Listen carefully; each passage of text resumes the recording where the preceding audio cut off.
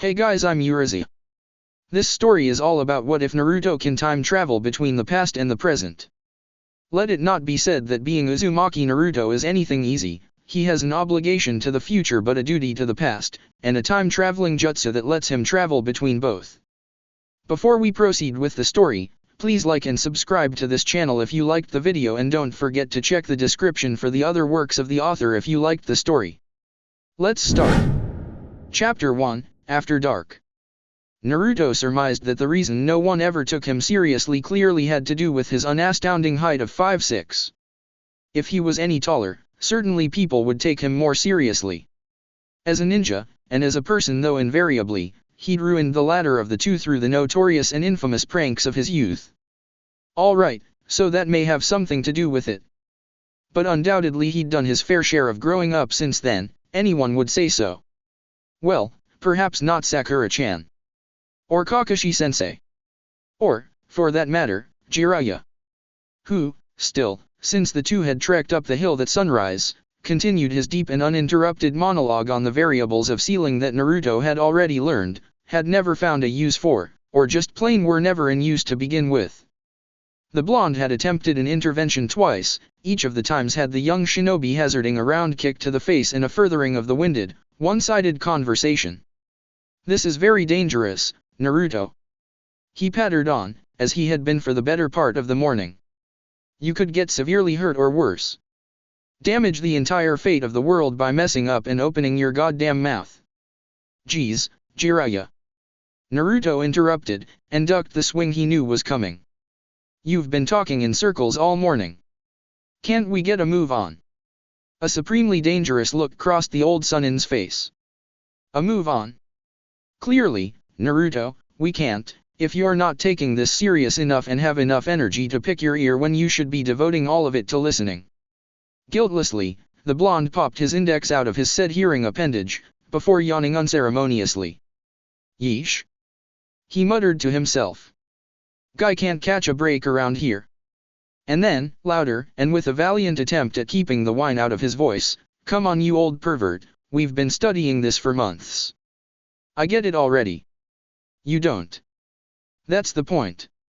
You're about to do something that hasn't and shouldn't ever been done before. This gave him pause. Well, yeah. But I'm doing it anyways, right? The Sunin wore a look of clear anger and exasperation. There was nothing that would skyrocket his blood pressure more than a kid with a mulish head and a bravery streak a mile wide, who wanted nothing more than to prove himself. And he'd had his fair share of those. Though Naruto was different than Nagato, Yahiko, or Konan. And not just because he was Minato's son. He was the first to truly grasp such a complex concept so naturally, and there was a strange mixture of pride and anxiety he got like a blow to the gut each time he thought of the boy. There was a feeling of satisfaction that welled in his stomach when he thought of how far Naruto had come, and yet dually, it warred with the constant threat of how easily this could destroy the last vestige of Minato he'd ever have. Mostly though, Jiraiya just wished Naruto would understand how precautious he should be when it came to this sealing business. It certainly wasn't the most blunt of art, and Naruto, if anything, was a tactless, blunt kind of guy. Jiraiya shook his heads. No. Naruto would probably never appreciate the effervescent subtleties of this unique trade. Yes, you are. Jiraiya supposed with a sigh. But really, you have to be careful. I won't always be here to check your seals for mistakes, brat. I know. Though in retrospect, the blonde would come to realize he really didn't know, in any sense of the word. But for now, he was under the complete impression that whatever life, and in this case, sealing, could throw at him, he'd take it like a man and throw it back in its face. See. The gray-haired sage waved wildly, smacking the blonde upside the head before he could dodge. You're just saying that, if you did. Jiraiya pointed out a mistake in graphing near the center left of the glowing blue seal. Then you would have noticed that you misplaced this fracture. It's supposed to be 3 units to the right. Naruto groaned, bending down with an ink pot to fix the mistake, careful not to smudge the remaining characters on the paper. He finished the line of characters, rolling on his heels to study it with a bored expression. Gah. What does it matter anyway? Jiraiya swapped him on the back of the head again, for good measure, sending him toppling into the grass. It matters, Gaki. This is just a simple mistake, maybe change your hair green, but what if it was in the center graph? You could botch the entire thing. Move your spleen to your lungs. But it's not. But what if it was? What's with all the what ifs? I'm fine. Clearly Naruto's inability to see reason would win over his brain every time. Jiraiya slapped his forehead. Of all the genius seal makers in the world, of all the hard workers with determination, skill, and luck, this boy seemed to be the one who just didn't understand. He sucked techniques like a vacuum, but precautions went out the window. Jiraiya begrudgingly thought it had something to do with Kyuubi. The fox simply patched the boy up no matter what happened. It was a truly unbecoming way to learn the responsibilities and repercussions of incredibly dangerous actions. Jiraiya tried a different approach. I know that you're a bit reckless, Naruto, and I'm aware that, for some unfathomable reason, it seemed to work pretty good for you in the past. But one of these days that's all gonna catch up to you. You gotta think things through, yeah, no? Really take the time to learn everything, even all the what ifs, cause one of these days they'll really bite you in the ass. Naruto huffed, though his eyes were wide in understanding. I know, you old senin. You act like I still run around and paint the Hokage mountain in neons, piss of Iruka-sensei and get into fights I know I can't win. I'm not like that anymore. Jiraiya wanted to point out that the latter of the three had already been done, this morning in fact, but refrained. Instead, he sighed, rubbing his temples. Fine. Do a once-over. Naruto's grin split his face. He won. So he turned around and began to check his seal, currently glowing a brilliant shade of blinding blue. There were 4 parts, the center, and the most important, the 2 flanking at the top and 2 at the bottom. Each were circular in pattern. Each contained so many little details that looking at it to check made his head spin. Sealing graphs were like math equations and languages. It had only been a few hours and already it was starting to give him a headache. Have you looked? Jiraiya called, just this side of nagging. Made sure? Everything's in order. If Naruto hadn't known any better, he'd have thought Jiraiya was just being a cranky, impatient old man. But he was aware that everything Jiraiya had done this morning, from struggling up the hill to painting the seals, had been carried a vague sense of trepidation. A wariness, an unease, that settled predominantly because of him. Because of concern for him. The idea was touching enough that it stilled some of Naruto's lesser words for the man. Yeah. The blonde nodded. I looked. The Sunin stepped forward to inspect the graphs himself. It only took a matter of seconds. 15 graphs to the right, center fold.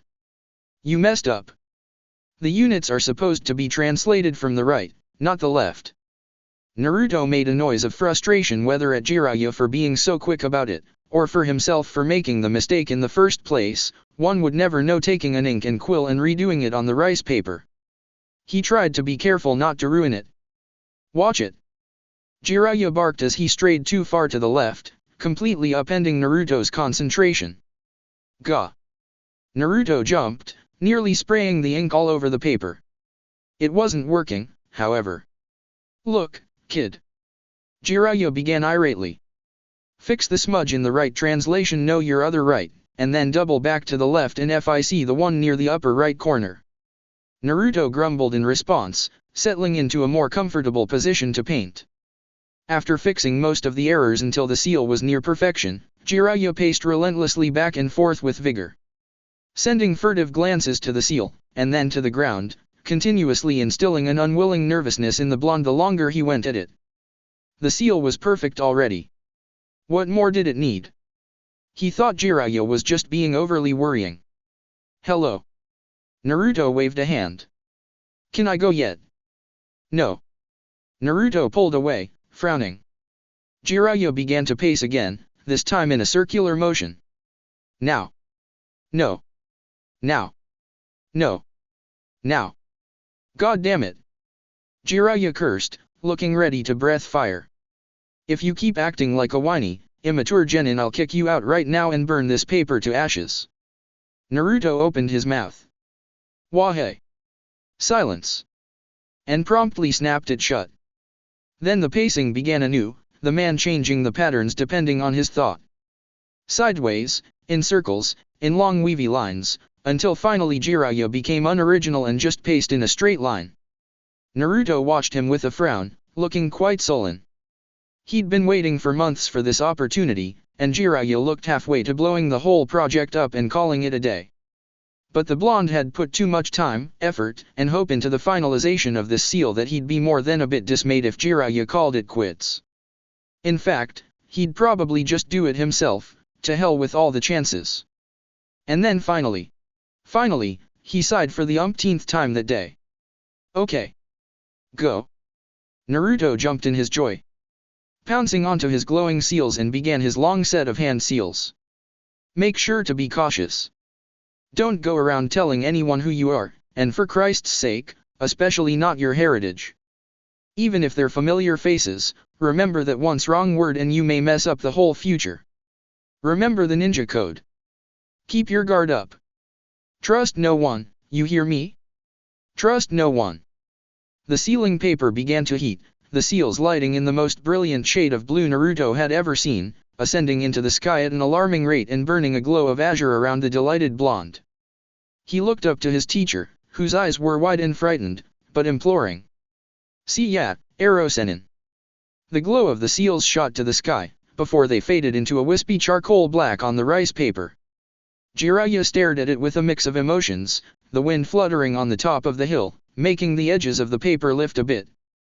Then, he sighed. He better not screw this up. Naruto felt like someone just hit him on the back of the head with a large, tin object. Then realized someone had. A watering can, in fact. He'd been conscious for about a half a second and was halfway into a sitting position before the preemptive strike collided with the bottom half of his brain, and successfully toppled him face first into the dirt. The blonde groaned and attempted to wiggle his hands out from underneath him to feel for the blow, in the process eating more dirt than he'd have liked. Behind him, he heard a shocked gasp. Sensei! I think I might have hit him. And then, with emphasis, on accident. Accident his ass, Naruto thought to himself as he pulled himself up in an attempt to see his assailant. He saw nothing of what he assumed was a whiny little girl, though his face was met with the largest watermelon he'd ever seen in his life. If his head was the size of the moon, then this thing had to be twice the size of the earth. He sat straighter, only to realize that every other watermelon in the patch resembled this one in bust and length. Dotting the horizon was a small farmhouse. Naruto was pretty sure they didn't even make them this large anymore. Great, he probably crash-landed in the middle of nowhere, probably a desert. Probably Suna. Was this really his lot in life? Forever waylaid by fate's constant jackassery? Instead, he was met with the view of an enormous city, the infamous Konoha gates looming in the distance, just as he remembered them. And before them, something even more familiar. Hit him with what? A snide voice replied, coming from the corner of his peripheral. Your non-existent breasts. You moron. Ah. And apparently the watering can just hit someone else's head. The girl with the disturbing face turned around again, a curious expression to her. So sorry about that. But, what are you doing, anyway? Her hair was short and swung up on her head in a small ponytail. She braced her weight on one leg in a defiant manner, containg her hip, watering can at her side. Her brown eyes were big and blinked down at him in curiosity. It was the face, though, which completed the picture. Tsunade. He gaped, and then sputtered. And then tried not to scream. Is something wrong, Tsunade-chan? Came a voice in mild vexation. The amount of resignation ladled into the worn words told him things tended to go wrong quite frequently. The girl spun around quickly, voice sheepish. Not really, sensei. And with a brief glance to Naruto, there was a boy sleeping in the watermelon patch, though. The man came into view. Naruto blinked. Oh god. Oh god. The Sandaime Hokage. Young. Sarutobi gave him a familiarly pleasant smile. Oh? And who might you be? Naruto began, with varying degrees of panic rising in his voice. Aram. And with frightening clarity came Jiraiya's voice, trust no one. Aye. Naruto sputtered some more. The Sandaime was patient, however, and only nodded and waited. Tsunade and a morbidly younger version of Jiraiya leaned closer with equal interest. Well, Orochimaru, who had continued to water the plants with admirable diligence throughout all of this, turned to look with what could have been a vague amount of interest. Naruto took in a breath, and then, I think I have amnesia. He finished lamely. Oh. Came Sandaime's equally lame retaliation. Oh. Tsunade perked up suddenly with a gush. Amnesia is when someone forgets something for a short period of time. I read about it in my medical book. Sometimes it can last for minutes, sometimes for years and years and... Wow, breastless. Jiraiya rolled his eyes. Everyone knows that. Shut up. He was sent flying. I'm going to be a medic nin. What are you going to do with your pathetic life? I'm gonna be a super pervert. Smack. Jiraiya landed somewhere on the other side of the farm, near the legumes. Naruto watched them with a fair amount of amusement, but mostly with nostalgia. It almost hurt to look at them, so naive and happy. Even Orochimaru, the creep he was, seemed to have an air of immaturity to him. An innocence that would be lost quite quickly in the future. Naruto could recall days like this in his own past, with a bouncy Sakura and an impassive, but secretly bemused Sasuke. And that hurt to think of more than anything. As a dull ache of remorse shot through him, Sarutobi spoke up again. This sounds serious. He mused, though there was a twinkle in his eye. Perhaps we should escort you to the hospital, young man. He inquired. Oh no. Naruto backtracked quickly. I'm sure I'll be fine. I'll probably just, walk around and see if anything will spark my memory. An admirable idea. The Sandaime smiled. He found his eyes unintentionally straying to Orochimaru, who was somewhat far off, still watering the plants. At this age, it was hard to tell him apart from any other genius asshole that Konoha seemed to crap out with a vengeance, and he could sort of see how Orochimaru had so easily flown under the radar for so many years. Though the thought did not sit well with him. He hoisted himself up as Sarutobi gravitated towards his genin, apparently lecturing to them about the importance of teamwork. Tsunade was grumbling, and Jiraiya was whining vocally, and Naruto could have laughed at the ironic, repetitive circles the world worked in. Figuring he'd spent enough time in this particular era, and more than enough for his first journey, he hunted around for a secure place to build his seal. He was on the outskirts of Konoha, so probably somewhere around here was a good place to start. He hurried to the back of the farmhouse, and Sandaime continued to lecture his bemoaning students, passing cluster of trees and delving a bit further into the forest. He rummaged around for his rice paper after finding suitable clearing, and began to ruminate on how, exactly, he'd be getting back to his time. Jiraiya had briefly mentioned, labored over for hours, something about switching the left and right intervals. Naruto blinked. Ah, shit. He didn't remember. He dived for his backpack, lying behind him with all his sealing supplies and a copy of Sealing, for Dummies, which was probably his only hope at this point, even though it had absolutely nothing on time travel. He hoisted the big tome of sealing charts, skipping to the more fishy section with much more theory and probability. His heart thrummed as his reality caught up to him. This was the first time anyone had sealed to the past purposefully. And as of now, he was going to be the first to ever get back, too. It was like one big adventure, the biggest adventure of his life, and probably at this point the coolest. The only thing in his memory that compared was the wave mission gone wrong back when they were all genin. Of course, he didn't do cool things back then like time travel, but it was cool for genin to get an A-class mission like that. Let's see, so you do switch the intervals. So he completed his seal in the clearing, the foliage not exactly aiding him as the huge canopy of leaves kept dappling the light. It must have been around dusk, because the light was getting poorer. He wondered as he flipped another page and began to ready his ink what season it was. He wasn't exactly a farmer, so he wasn't sure what season watermelons grew, but he was thinking it was either spring or summer, so the lighting shouldn't be this bad. Oh. Hey. Startled by the loud voice, Naruto almost dropped his book into the ink pot. He shrieked and dived for the book just in time, though, and managed to salvage the ink. He sent a dark look to the area the voice came from. "You're the dude Tsunade hit with her watering can." Jiraiya pointed out unnecessarily. "Gah." Jiraiya gaped at the glowing seal, jaw hitting the floor and eyes bulging. "Whoa. You made this? This is totally rad." The younger version of Jiraiya fluttered around the seal with pure amazement, a bit like a social butterfly. He kept pointing out different parts of the seal, the easier parts, and saying how he knew all about them. Naruto sighed. This boy was such a nerd. A perverted nerd. And thinking of how perverted and nerdy, writing porn novels and spying on naked women? Naruto wasn't sure if that was perverted or nerdy or both. The Jiraiya of his time was. He knew this boy wasn't going to get any better. "Yeah, this is mine." Jiraiya blinked. "I've been studying seals for ages. Sensei won't teach me any because he thinks they're too dangerous and we don't know much about them, but I want to be a sealing master." Naruto resisted the urge to laugh. "Yeah, that's great, kid." He waved the young Sunin off. "Now why don't you?" But Jiraiya began to bounce. "I've gotta tell Sensei." "Hey." Naruto pulled him back. "You can't tell your sensei." "Why not?" Jiraiya waggled his eyebrows. "Are you a criminal?" Naruto groaned.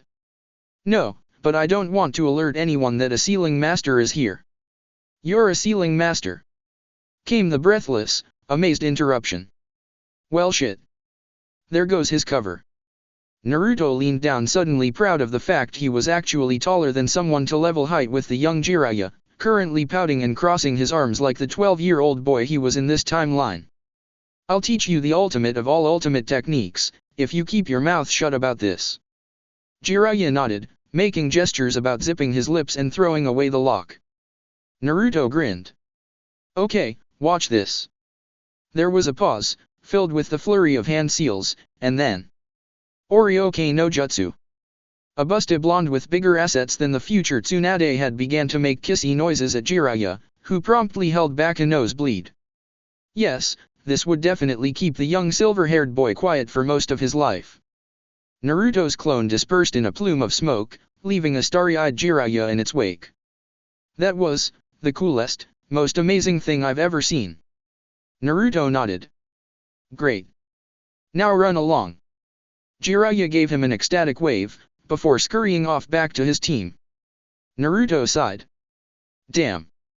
He still had a whole other translation to do until he could go back, and the light was already fading.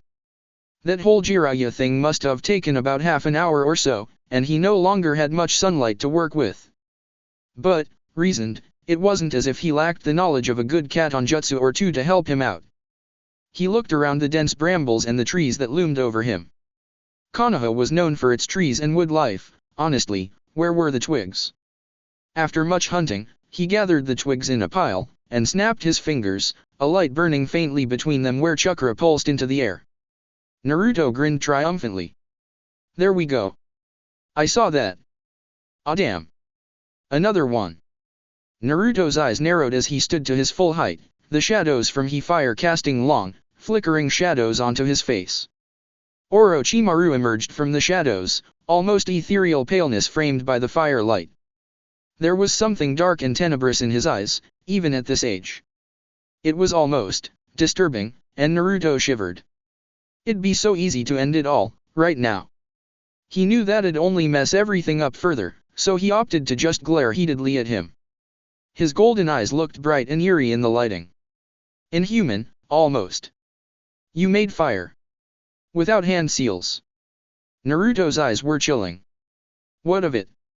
The gaze went back to him, an intense look to it. How did you do it?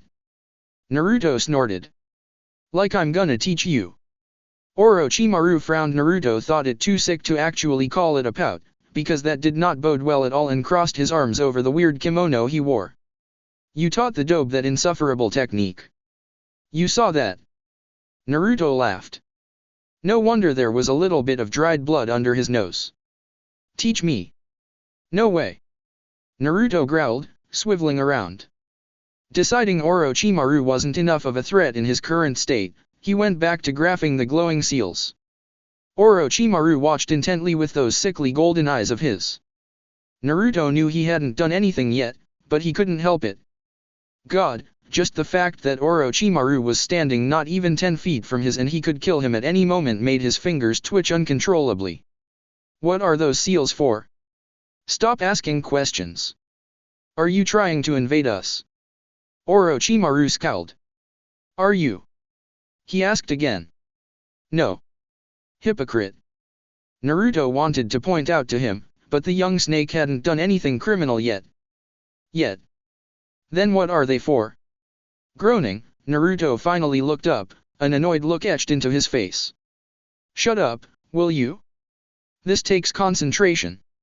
His face showed anger, but he kept his mouth shut, watching intently as Naruto painted more of the seals. The fire crackled in the distance, the shadows dancing in its wake and small sparks shot off like shooting stars. His yellow eyes shifted from the blonde who was squatting down and graphing more seals on his array, to the fire that roared in quiet rage next to the boy, painting light in odd angles.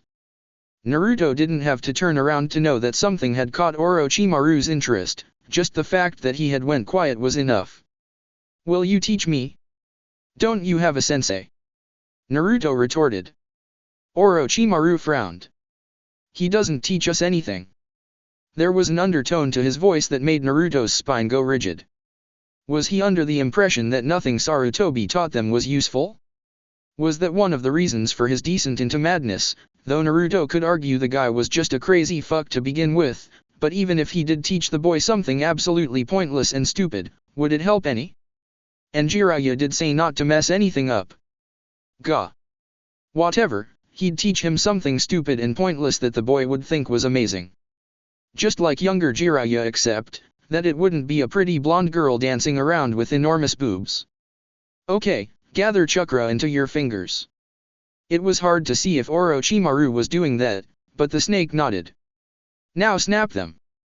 A little pitiful flame sparked for a moment above his 2 fingers, and the young criminal-to-be widened his eyes. Well, at least the seal was done now. Orochimaru was still gaping at his fingers, so Naruto took this as a perfect moment to hightail it out of here. He stepped into the paper quickly just as the seals flashed a bright blue, shooting into the night sky like stars. Then, nothing was left except for charcoal black seals that were burnt until it was impossible to read them, and a still gaping Orochimaru, whether from the seals or from the lame fire technique it was unknown. Chakra exhaustion. I hope so. He's not dead though, right? You moron. Ouch. Damn woman. Naruto sat upright so quickly he almost tumbled head first down the hill. His eyes were wide and frightened as the enormous sky seemed to be upon him completely, large and overpowering, until he gripped the grass beneath him until it ripped right off. He crashed back into reality with a shuddering gasp, taking in the dotting white flowers amongst the hillside, the ravine some meters away, and Konoha's walls in the faint distance. He looked up to see Tsunade successfully smack Jiraiya upside the head. He laughed in irony. Some things didn't change. You're awake. Tsunade nodded, lowering her hand. There was evident relief in her eyes. How was your trip? I couldn't do anything. Naruto muttered. You guys were on some lame D-class mission and I don't. Jiraiya cut in. Even if he was there, and vulnerable, it could have messed everything out of proportion. I know. Naruto nodded solemnly. With a smirk, Jiraiya clapped his hands. Okay, well, I'd say this was a successful first day. We'll continue next week. You're too exhausted to do much else.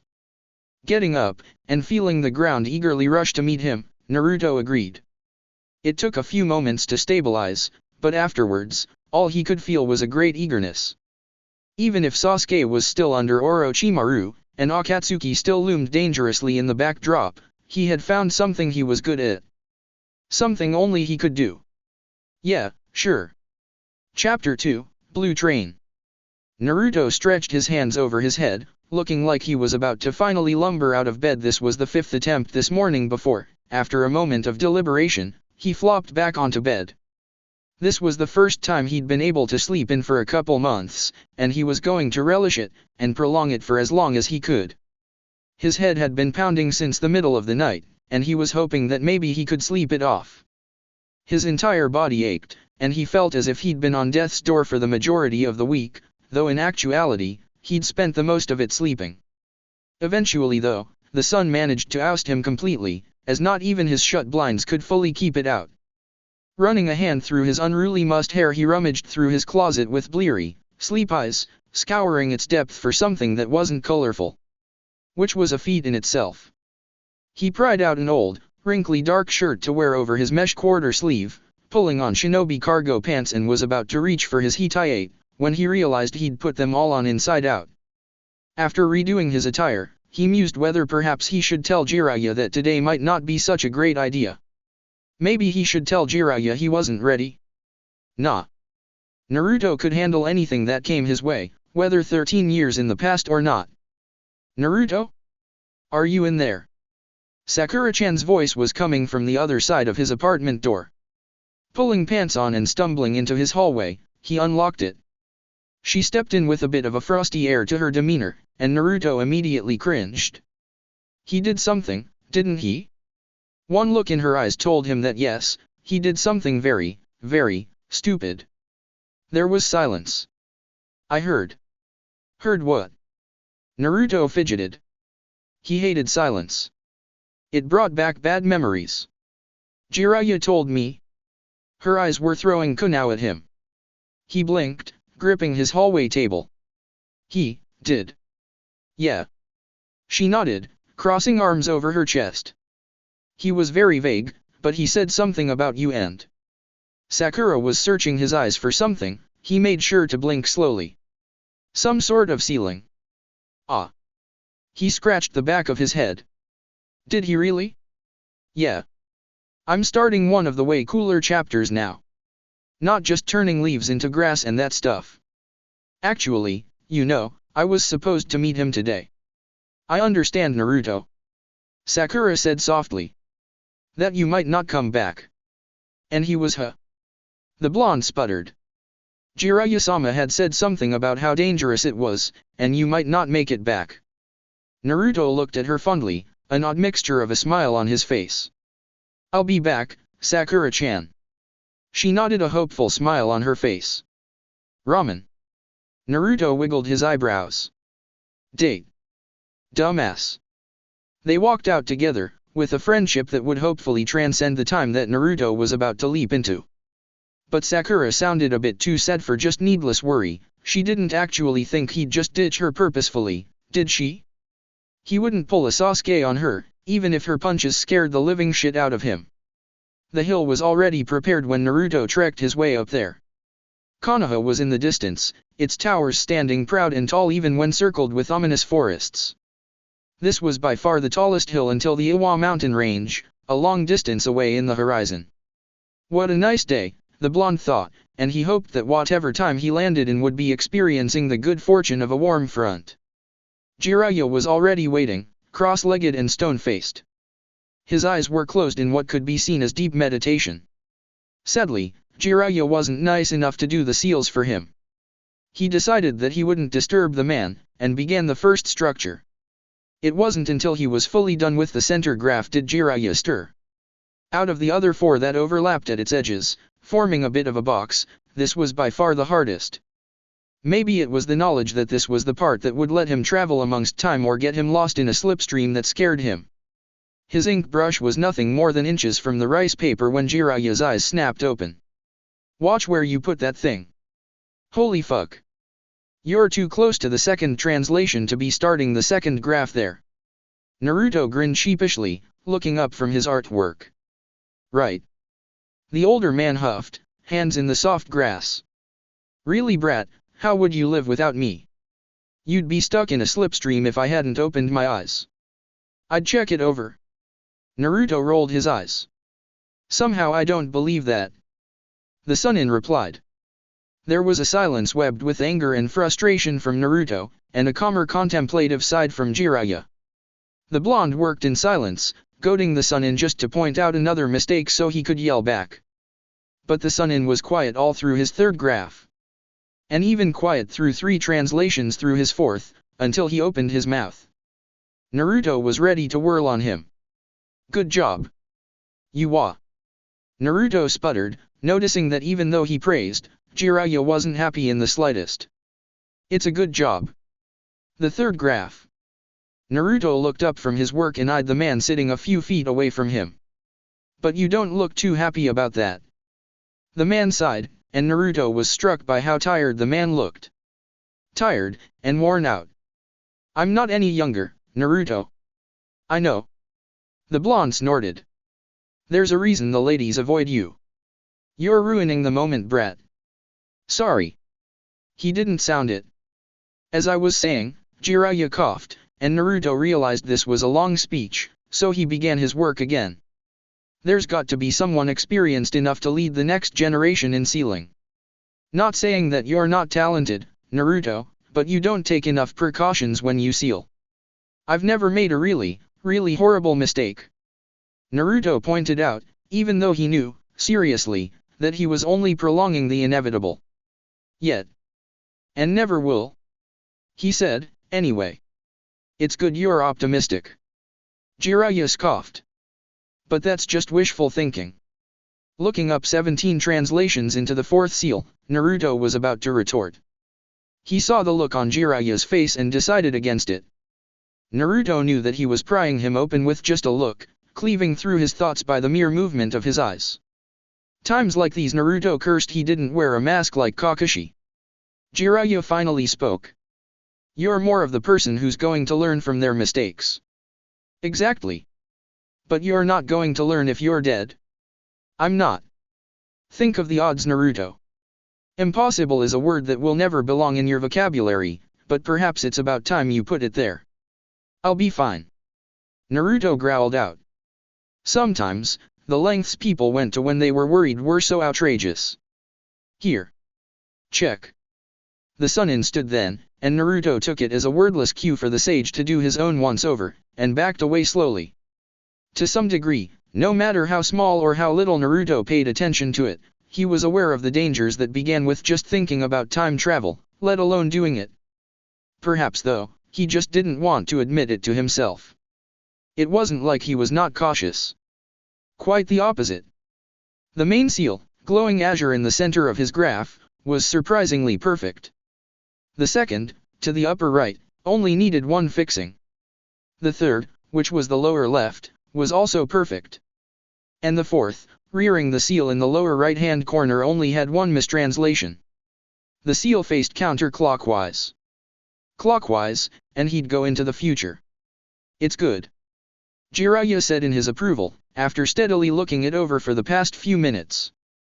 He rummaged through his pockets, and Naruto watched him draw out a scroll sealed with wax with widened eyes. This is an anchor seal. Jiraiya began with seriousness, even though Naruto was well aware of what it was. Plant this in any certain point in time, and you'll be able to visit again if you add the translations into your main seal. Naruto was near jumping in anticipation. I'm warning you though, Naruto. This is a very important decision, and I'm only giving you one, so choose wisely. Of course. Naruto answered quickly, taking it with shaking hands.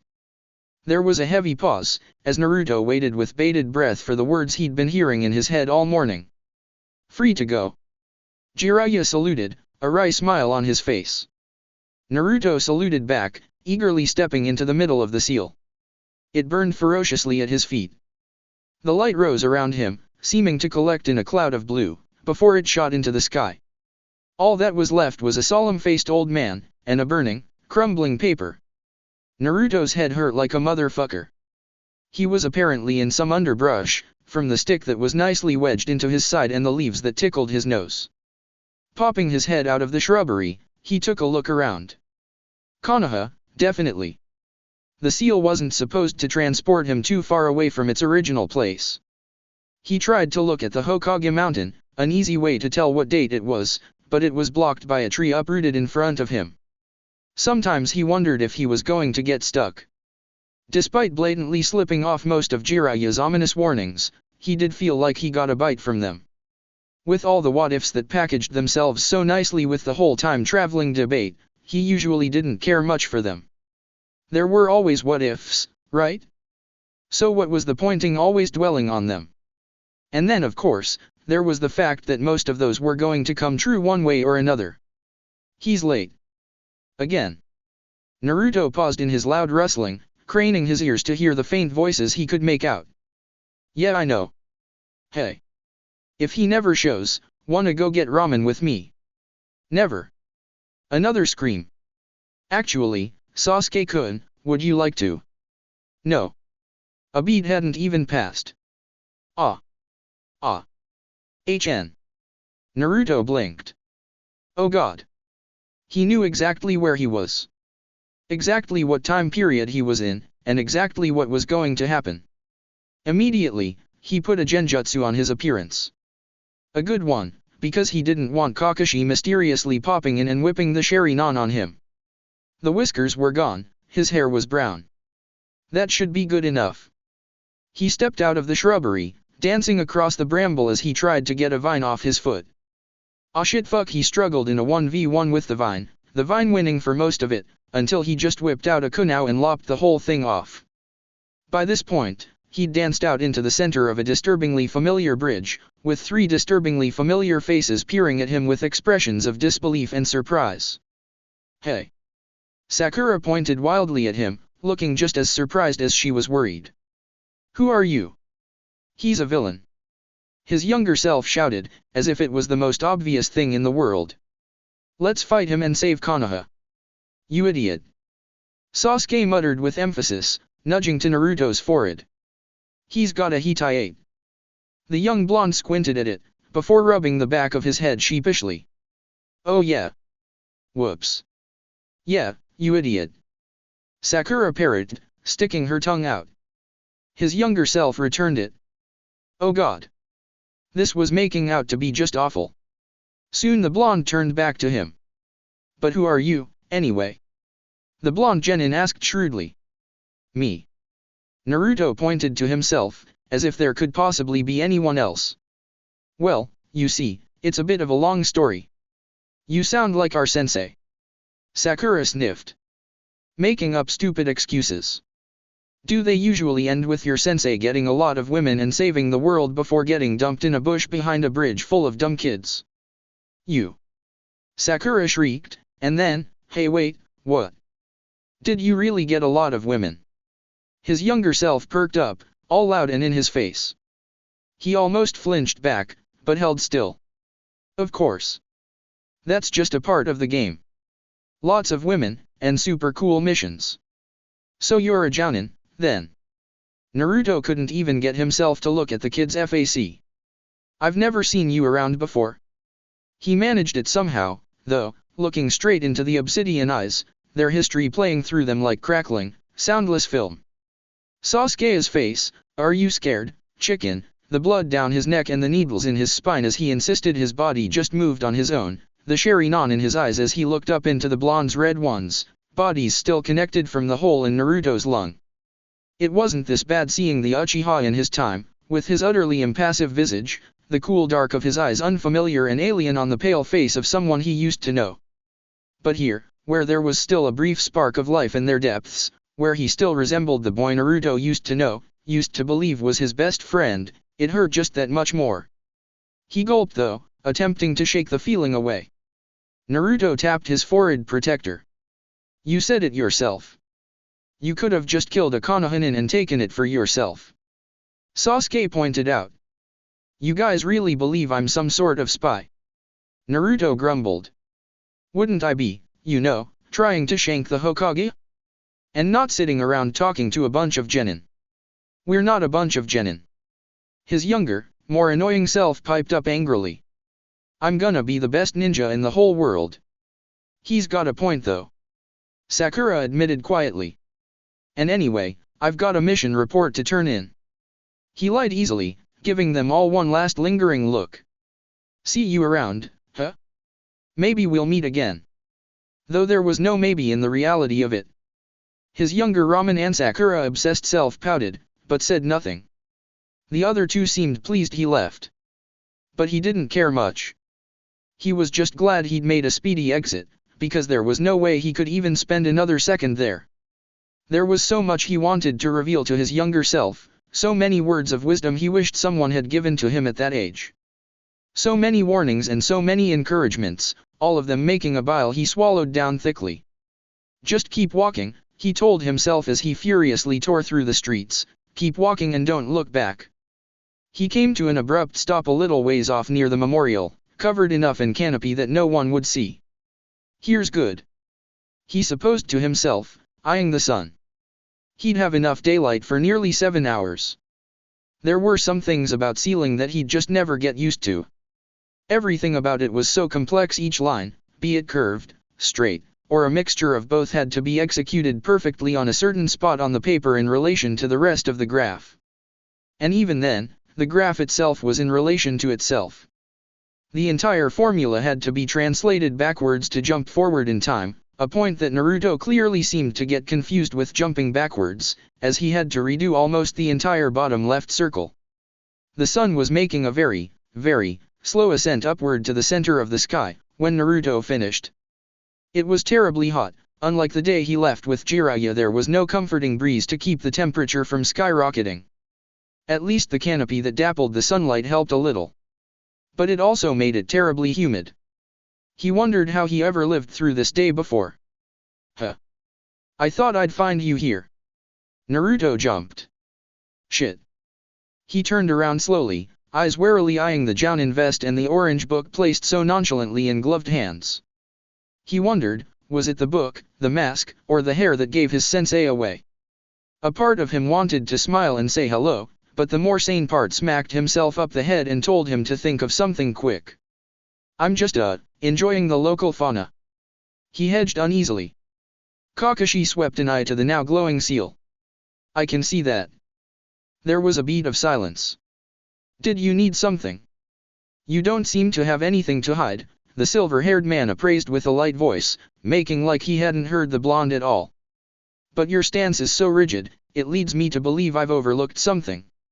Good to know. Naruto retorted. I'll learn to fix it. Sure you will, the copynin flipped a page.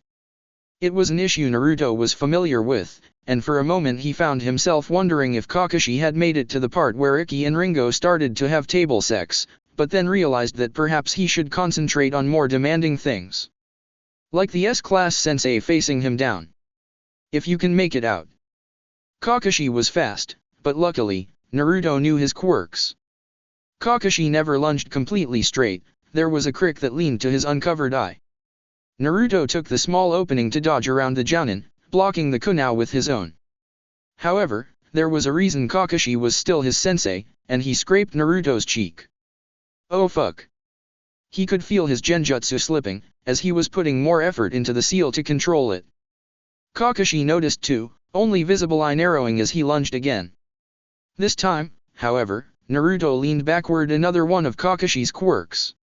He could be such a lightweight, it was easy to spring him in another direction with enough leverage. Velocity always helped too, though. When Kakashi lunged, he leaned back and threw the man upwards. At the very least, the seal would activate and Kakashi would have no evidence except burnt rice paper. When Kakashi tumbled back onto the forest floor, the seal began to flare. Naruto waved happily. Oh, not to spoil it, but Ringo goes for new in the end. His sentence wasn't finished because the explosion of light was too loud and he had already disappeared. Kakashi was left to stare brokenly at the burnt rice paper, the sparks already devouring the only evidence of time travel. He woke up with his hair singed and near chakra exhaustion. At least, he sighed to himself, he wasn't going to have to worry about a stick shoved too close to his nose. In fact, the only thing he would need to know is that the surface below him was very wet, it was very, very cold outside, and he was bound to get sick. Regardless of Kyuubi or not. He imagined it to be early spring, perhaps from the way the trees that lined the edge of the river were coloring nicely. It was definitely cold, but more of a crispness to the air than a frosty snap. From the sun no lazily descending into the tallest mountains, it'd have to be somewhere around 3. Well, if he was in water, it was always a good idea to see how deep it was. Twisting himself a bit, he swiped an arm below him, waiting to feel the swampy bottom when he hit something else. Soft fabric? With a concentrating frown on his face, he wedged whatever it was upwards, the fabric tugged onto something else and A whole bleeding torso came out of the water. Ah, shit. Naruto muttered, scanning as best he could the rest of the waters. Fairly clean, although there was definitely crimson streaking through it, which meant a battle was taking place upstream. And from the looks of things, a rather gruesome one. Naruto let go of the torso it was already pulling him down anyway and used his chakra to sit atop the flowing water. He didn't spot anything particularly familiar, though he knew he shouldn't be too far. He fished himself out of the water, and began to walk upstream. Only with his rather sensitive hearing could he hear the battle taking place. The sharp clang of kunao, a small yelp, the sound of something gutting another person's sword maybe, and another yelp were just some of them. It sounded to be maybe, Chunin? Genin even? What were they doing here? He didn't have time to guess. Actually, he barely had time to duck. A shuriken embedded itself in a tree behind him. Another one. A brown-haired girl, who couldn't possibly even come up to his chest, skidded to a halt after she had near tumbled out of the bramble. Leaves were stuck in her hair and she was breathing heavily. Naruto didn't have much time to fully assess her, as her right arm curved into an arch and 5 more kunao embedded himself into the trees behind him. He leapt out of the water and landed on the ground with little grace. Hey, whoa, stop that fuck. He ducked, swung around, and hopped over the rest of her shots, hands up in the air in what he assumed was universal surrender. Obviously not. I'm lost, I swear. He pleaded to her. Seriously. She blinked at him docilely, and for a moment he thought she'd lower her guard.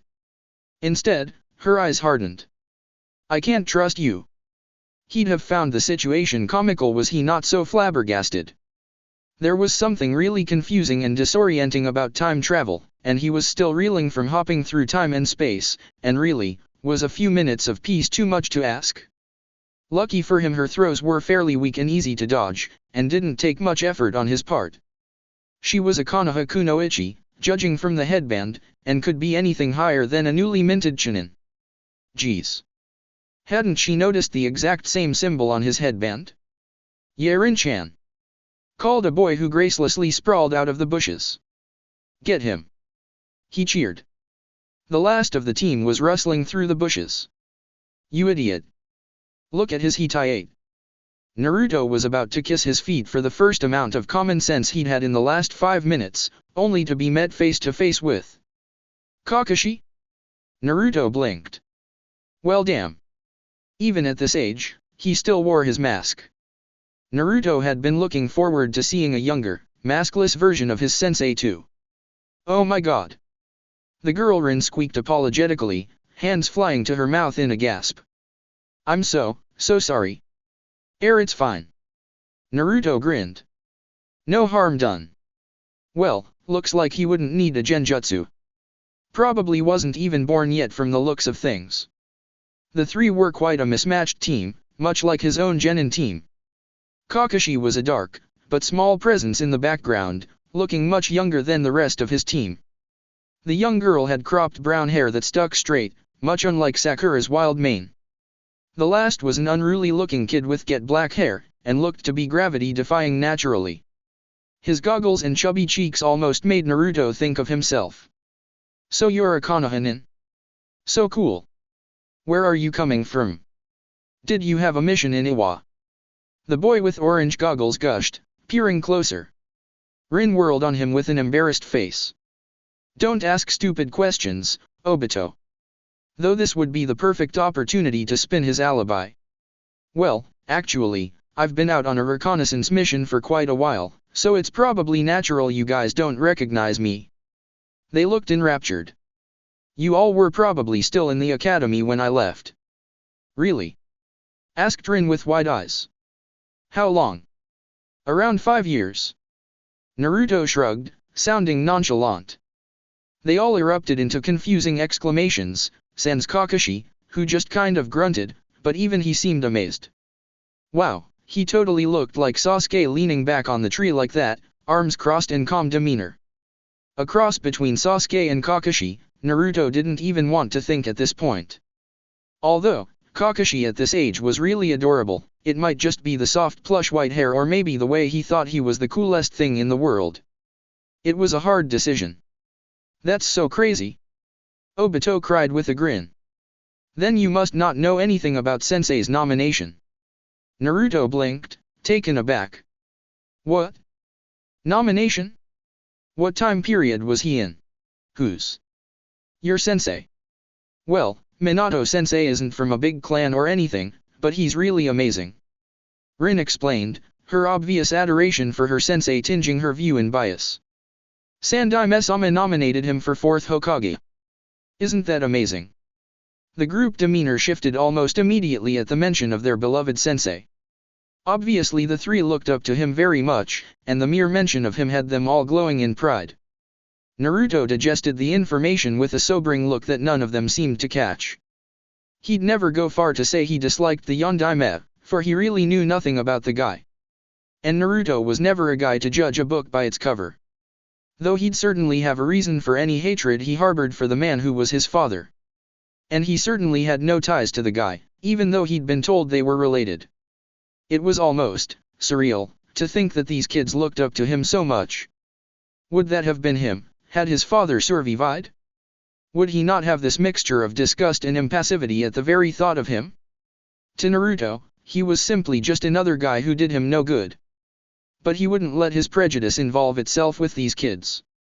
They were all watching his reaction, so he smiled softly. That's pretty cool. Isn't it? Rin gushed. That makes him the youngest in Konoha history. Not even the Shodaime was that young. Only by a couple years. Kakashi interrupted snidely. And everyone loves him. He's the hero of this war. So they were in a war, then. Of course. Naruto could have smacked himself upside the head. The Yondaime was announced Hokage after the turning point of the Iwa War. Talking about me? I started sneezing. Naruto froze. His voice wasn't anything he thought it would be. When he was younger, and he looked at his favorite Hokage on the mountain, he thought he'd have a stern voice, like when the old man was upset at his umbu. But he didn't even have to see this man's face to know he was a unique, defined leader. It sounded laid back and a little higher pitched than he expected, much more like his own than he ever would have thought. This was the man who sealed the Kyuubi into him and pretty much made his life hell for 14 years. And this was his father? Jiraiya had eventually told him when he was halfway through theoretical time-traveling seals. He had said that one day, he may encounter his father, and ended up telling Naruto about his parents. And Naruto always wanted to know what they were like. Just very vague details, their hair color, their date of birth, nothing entirely special. Although he did say that his parents named him out of a character in Icha, which was a bit weird. But no amount of facts could ever prepare him to seeing the man in person, standing in front of him. Yeah. Rin bounded up to her sensei. This man here has been gone for a while, so we were just filling him in on your position, Hokage-sama. Gah. Stop calling me that. Hokage-sama. Rin and Obito chirped. Hokage-sama. Kakashi scoffed from his place in the corner. Naruto waved. Nice to meet you, Hokage-sama. Stop. Minato groaned. The two were both quite blonde, though Naruto's had a darker shade, probably from his mother's red hair. His skin was darker as well, though that was most likely from years of travel. Their faces had a disturbing resemblance, the nose, the shape of the mouth and the chin. Minato had small, almost intense eyes, that seemed strange on his cheerful face. The eyes, though. Not their shape, but that brilliant everlasting shade of blue that could never be properly described, a color that mixed the ocean and the sky together, was what really completed the image. They were so alike, Naruto may as well have been looking in a mirror. Minato was thinking much the same. The blonde in front of him looked so much like him he was near reeling in the aftershock. Maybe a bit tanner, but he could use a little sun. And those cerulean eyes, that exact shade as his, though maybe brighter. Something tugged him toward the boy. Minato finished his once-over, a bit of suspicion in his smiling eyes. And you are? Just a jounin returning from a long mission. So many years away from home. Rin sighed. That must have been awful. Years. Minato echoed with shock. And then, with what may be understanding, were you part of Team Red? The Iwa reconnaissance team sent out all those years ago. Naruto could have wept for joy at the opening. One of the first to be deployed. Now that the tides have changed, they're sending a couple of us back. Minato eyed the blonde's bittersweet look. There was genuine relief in his voice. It must have been a long time, alone in a foreign country. He'd never had the first-hand experience of a spy, but he knew how difficult it was. We already finished our mission, there was nothing but sympathy in his voice. You can travel back with us if you like. Naruto blinked. Travel back to Konoha? Well, his rice paper was soggy, and he doubted that in this day and age his Hittite would do him much good in Iwa either. And he could use some ramen, time traveling seriously made him hungry. Plus, he was already halfway done with his ink. Gah. He'd go. And it wouldn't be horrible to get to know his father a little bit, right? Sure, why not? Chapter 3, Rewrite. The Hokage mountain looked odd standing perilously against the backdrop of trees with only 4 heads decorating its face. Without Tsunade's massive forehead looked down upon the city, Naruto couldn't quite call it home. Konoha really didn't age though, basking in what could possibly be immortal glory, a sort of feel to it that Naruto got even when walking through the gates 20 years in the future. Obito and Rin were conversing excitedly behind him as Minato chatted pleasantly with the guards. Geez, Naruto thought to himself, everyone was enamored with the blonde. It completely exceeded local hero, and was starting to enter local demigod phase. Everyone teased him lightheartedly about being inaugurated. Apparently, it was common knowledge that Minato detested being mentioned so formally. Throughout all the jeers, Naruto couldn't help to ease the strain out of his smile. Thinking about how quickly their pleasant lives would be cut short, he wasn't aware of any of them aside from Kakashi in the future, made him exhausted. This cute little girl Rin, with her big brown eyes and chirpy laugh, would never live to see her 20th birthday. Neither would the boy, who reminded him so much of himself. I can't wait until the ceremony. Rin was saying eagerly. I wonder how many people will be there? Do ya think there'll be a parade? Nah, sensei, do you think we get to come up on stage with you? Of course not. Kakashi cut in with a frown, rolling his eyes. Minato laughed a little sheepishly. Well, probably not, Rin-chan. Kakashi-kun might be right, I'm not sure. Ah. Rin pouted. Ah. Obito mimicked. She perked up though, swiveling to watch him with a curious expression that just seemed to naturally be on her face. Hey Naruto-san. Are you going to the ceremony? Naruto stilled visibly, before quickly reverting into an unreserved smile. Ah well. To be quite honest, he hadn't been expecting to have a particularly long stay in this time. But he'd be lying if he said Minato hadn't piqued his interest. Though he'd been in the man's presence for maybe 20 minutes, he felt himself drawing in for more. Everything about the man enraptured and surprised him. The way he tousled the back of his head, a familiar gesture which Naruto did himself frequently, the quirk of his lips when he was amused but not overtly so, his constant laughter.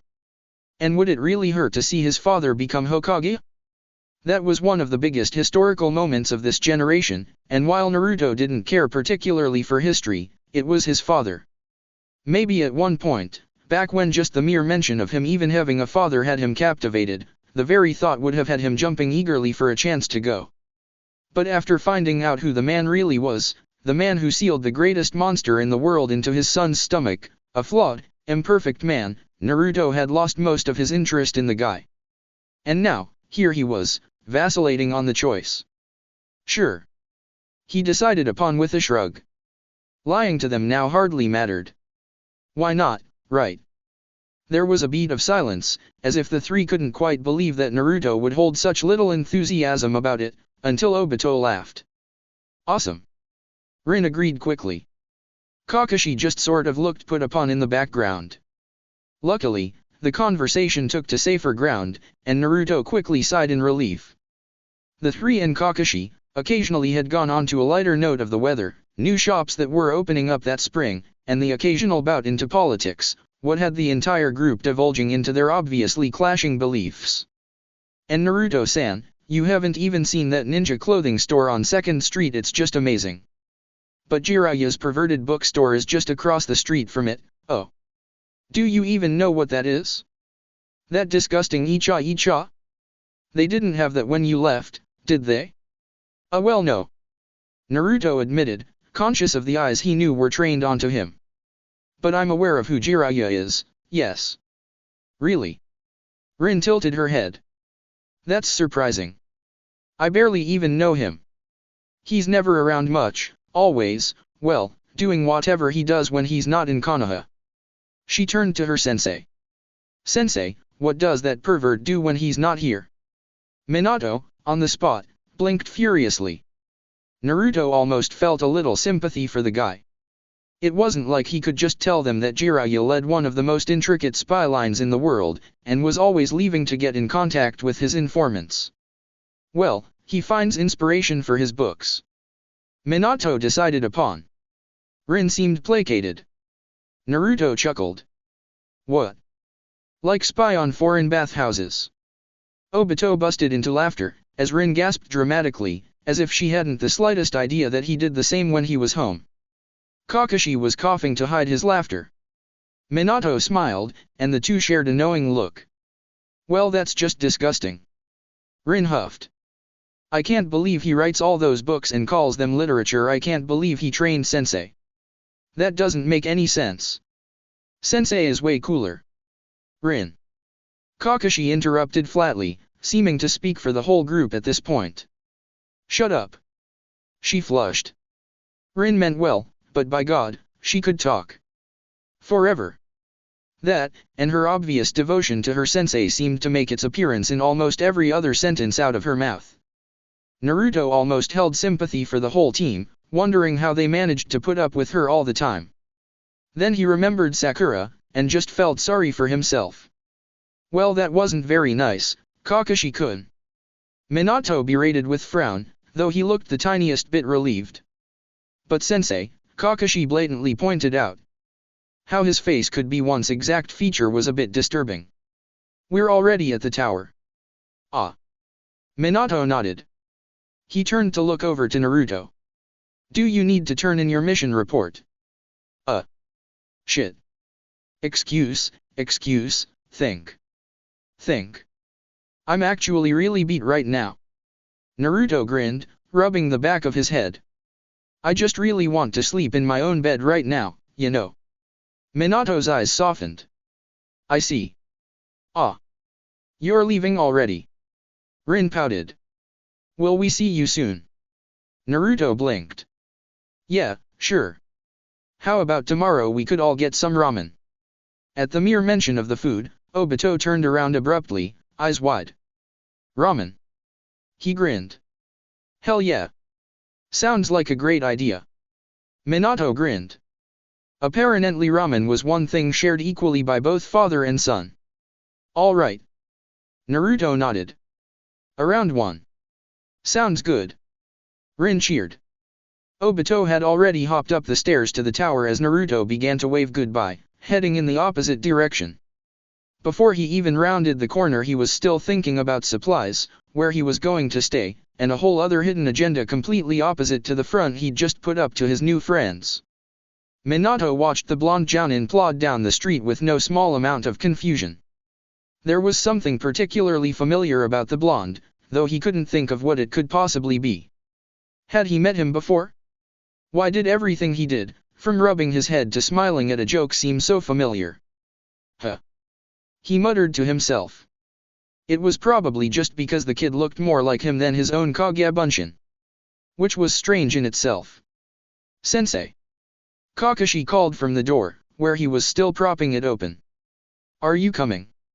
Minato shook himself out of his reverie. Yeah. Naruto sighed for the umpteenth time that day.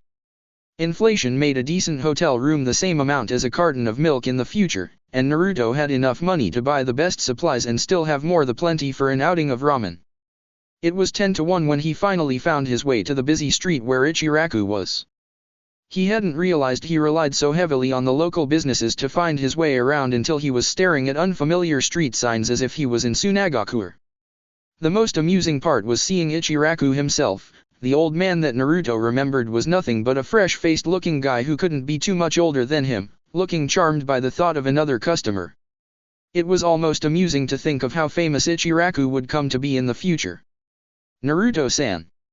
He swiveled around in time to see a tall sunny blonde waving to him from across a distance of bustling people. Minato sure was a guy who stuck out in a crowd. Minato-san. Naruto greeted, perhaps a bit too cordially. But he didn't know how else to. It wasn't like they were particularly close, that was to say if they were close at all. The older blonde grinned though, as if he'd known him his whole life. Or perhaps he was just obscenely friendly. Where are the squirts? Dunno. Naruto shrugged, pretending to look at the menu like he had no idea what was on it. It hadn't changed in 20 years. They haven't gotten here yet. Ah, well, Obito's always late, although Rin's usually early. Minato muttered thoughtfully. Then brightened. But anyway, want to order already? Sure. They slipped into the bar stools. Minato checked the menu, while Naruto continued to pretend. Best to keep the alibi that he hadn't been in Konoha for a while instead of ordering right off the bat like he usually did. One chicken miso ramen please. They said in unison, then turned to blink at each other. That's your favorite? Minato asked in surprise. It certainly wasn't the most liked flavor. Naruto nodded. Yup. Ramen's always been one of my favorites. Logically, it made sense that he and his father would have the same taste in ramen. Though the event happening to him in real life was more surreal than he had first thought. You already ordered. Obito hollered from halfway across the street, Rin and Kakashi flanking him from behind. Naruto grinned and waved. Yeah, just now. Hurry up.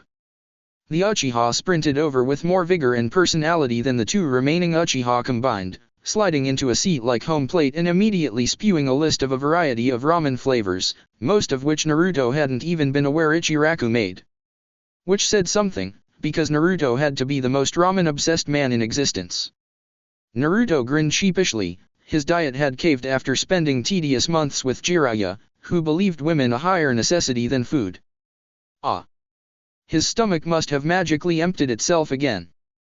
Minato sighed with bemusement. Why do I get the feeling I'm gonna be footing the bill? You're way richer than me. Obito pouted. Honestly, how do you run so fast with all that change in your pocket? Trust me, after it's gone, you'll feel as light as a feather. Obito.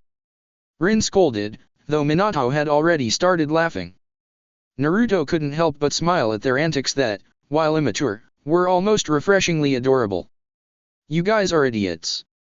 And there's Kakashi. Minato smirked, as the boy moved into the stall like a wraith, seating himself silently between his two rambunctious teammates. The uneasiness that accompanied feeling so out of place slowly eased out of him, and he suddenly felt like a weight had been lifted off of his shoulders.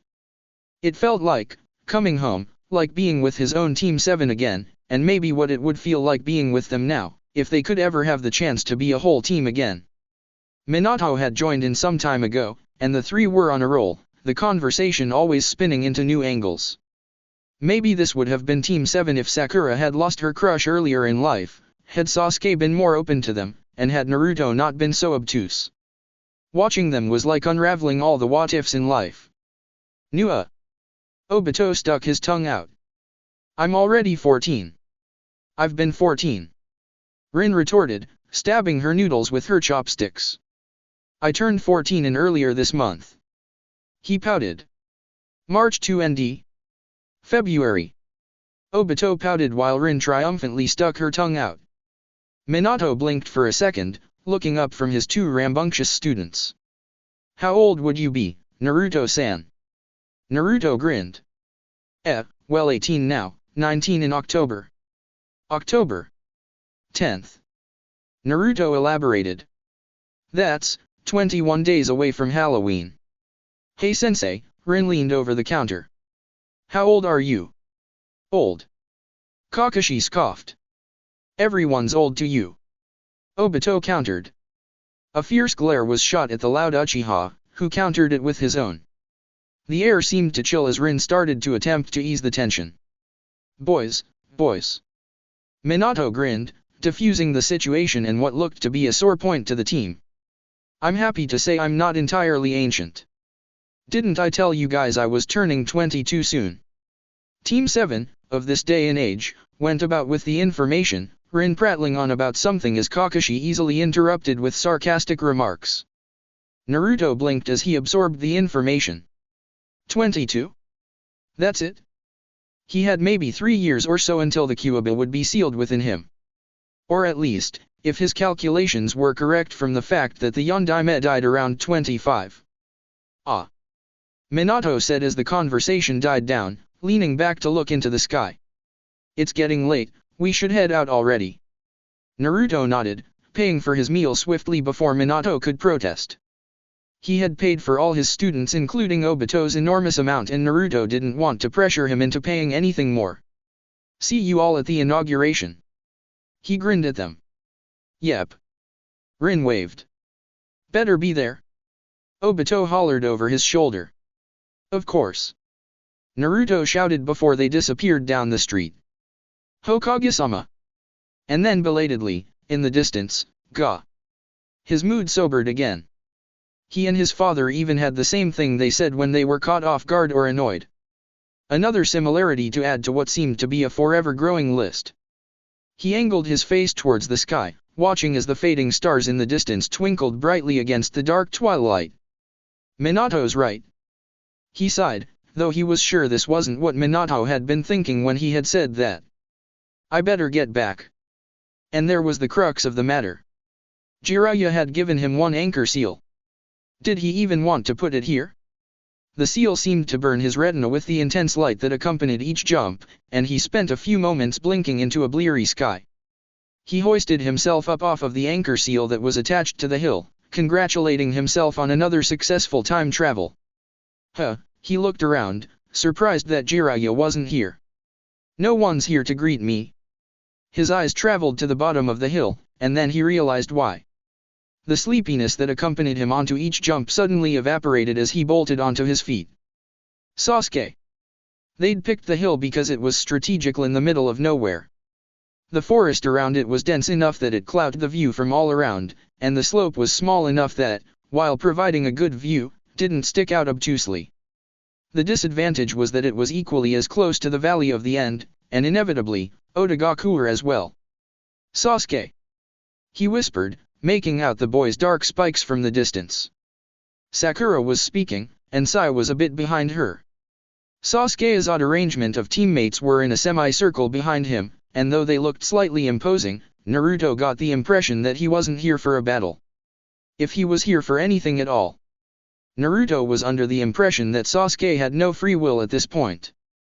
Naruto had been so astounded by meeting his father, he was still basking in the dreamlike experience he'd just arrived from, and seeing Sasuke, standing with that team that looked so disturbing behind him, though that may be because anyone who stood next to him that wasn't Team 7 looked wrong, sent that fake reality crumbling into the real one he'd left behind.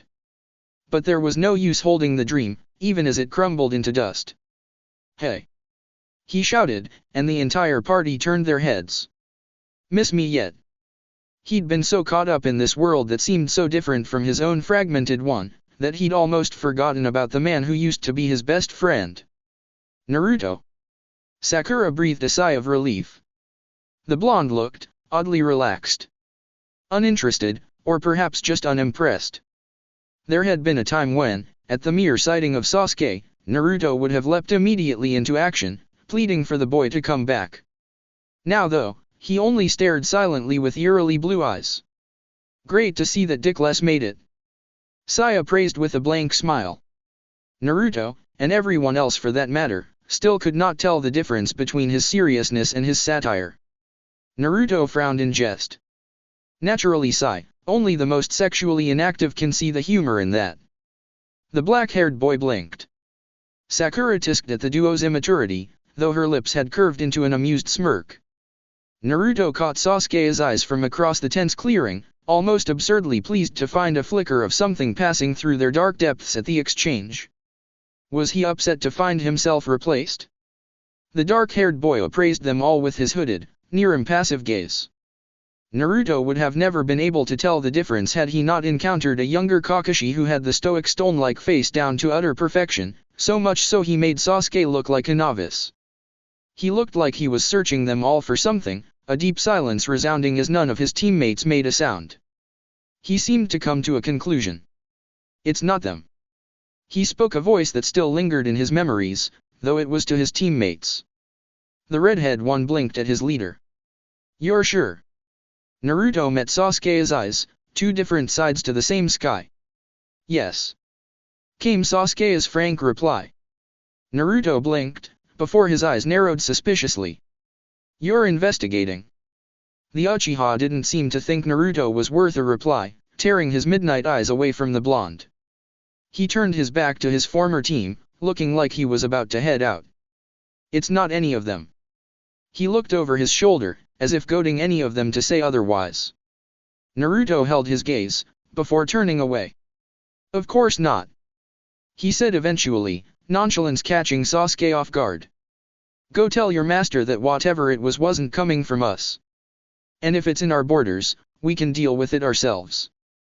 If that wasn't a dismissal, nothing else was, and Sasuke only turned around and continued to walk into the shadows of the forest, the only way Naruto could see his anger in the burning afterglow of his eyes.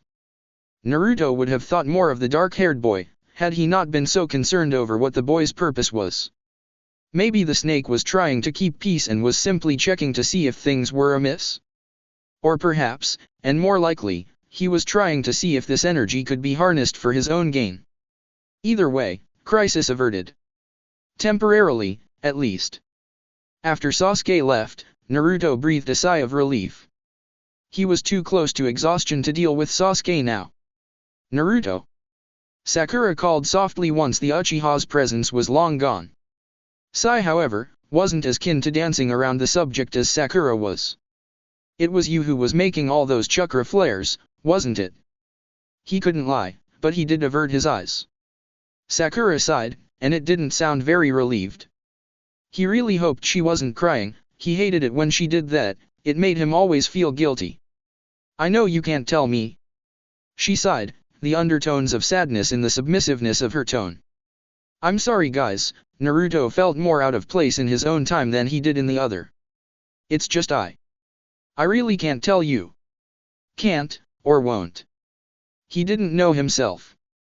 Classified. Sai offered. Yeah.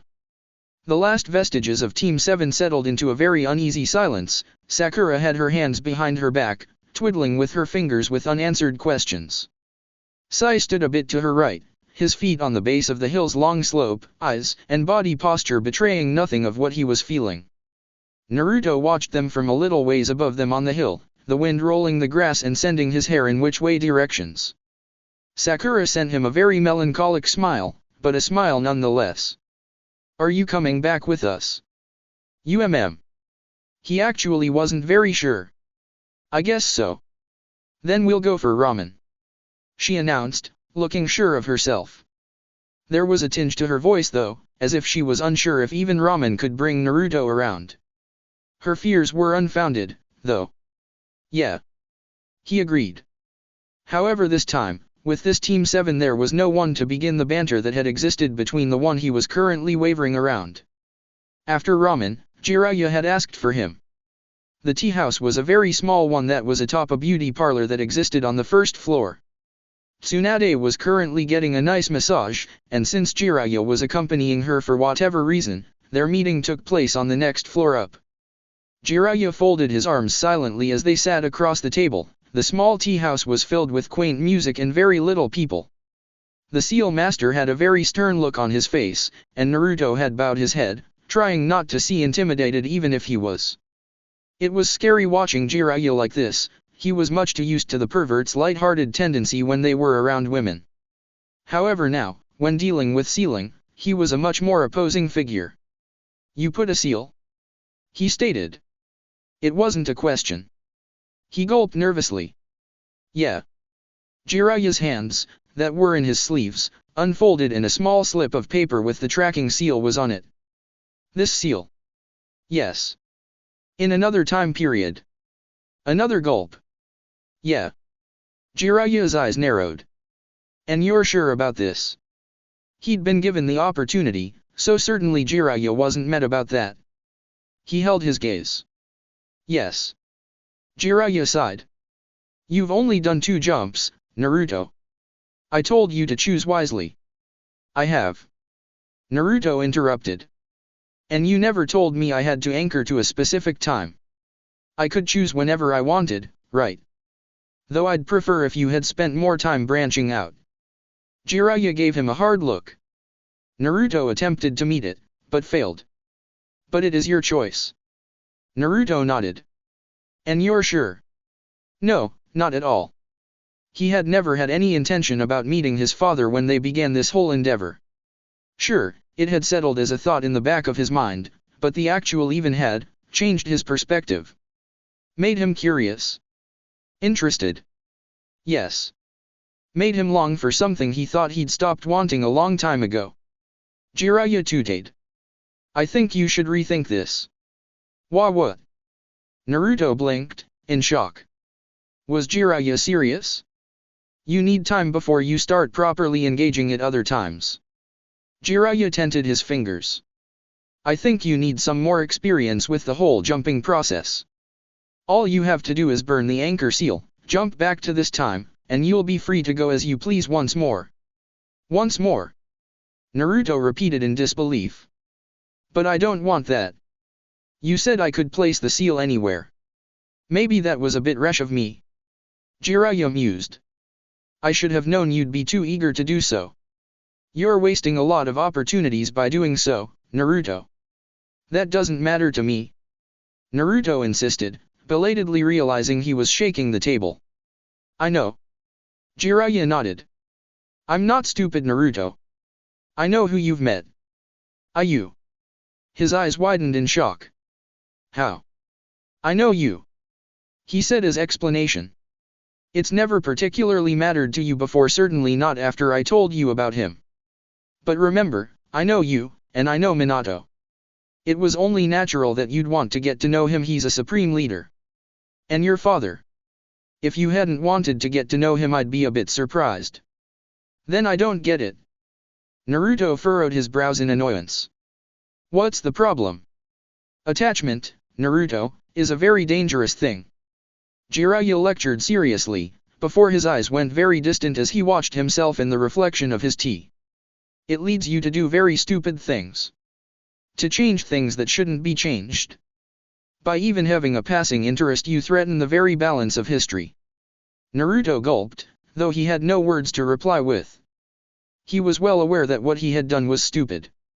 He was well aware that his intentions when placing that anchor seal weren't for study, they were for himself. He knew all of this, yet he couldn't take it back. Jiraiya watched him with hooded eyes. But you don't care, do you?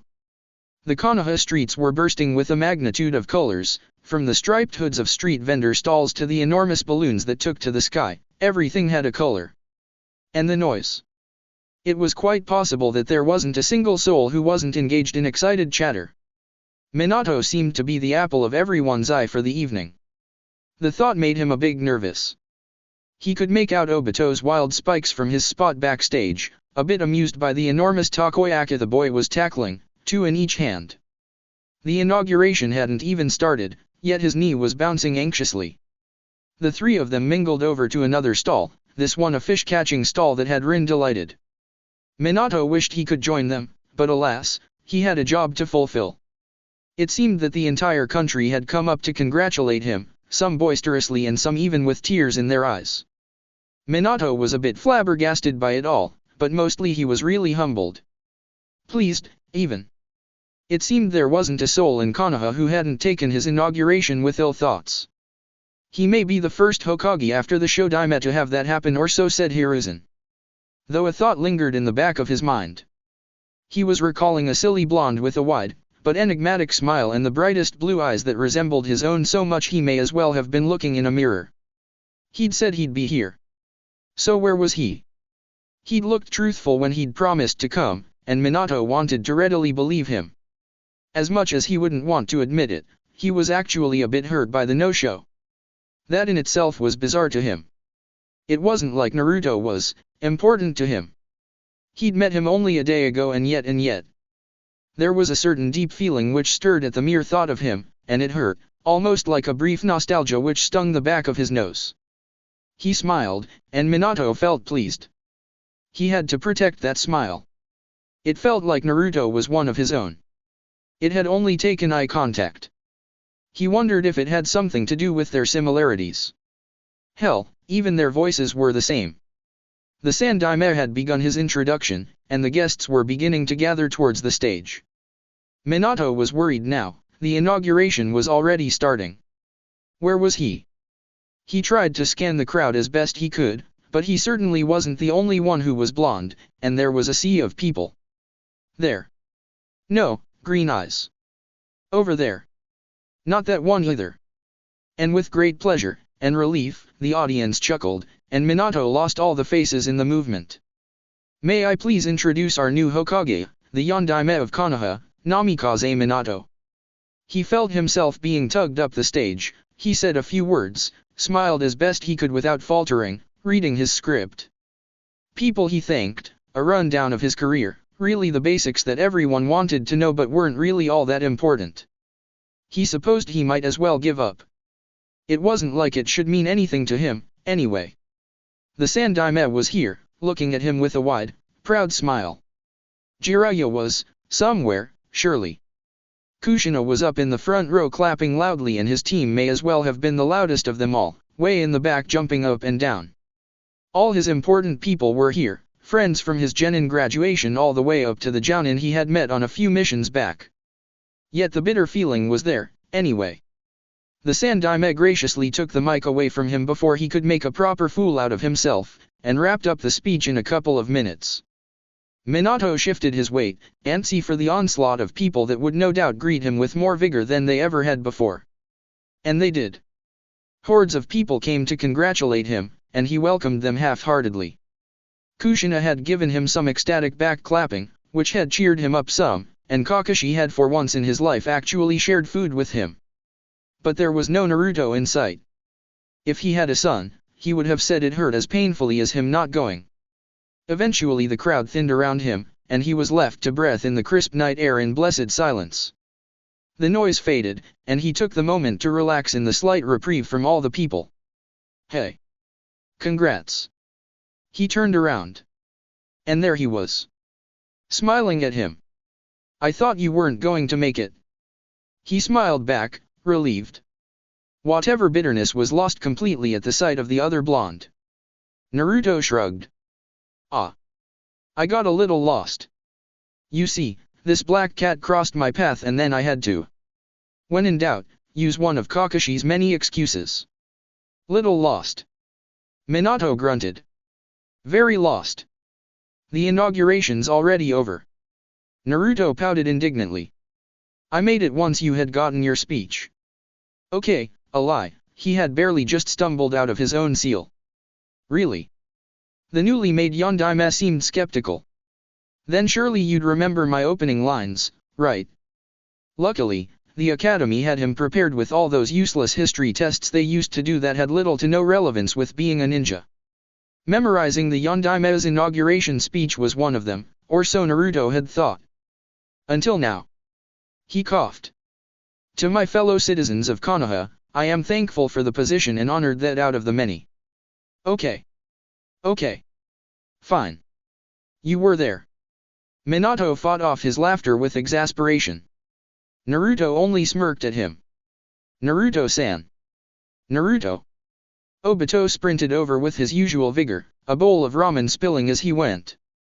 Rin had tempura hanging out of her mouth, and Kakashi chose not to eat anything and still had his infuriating mask still in place.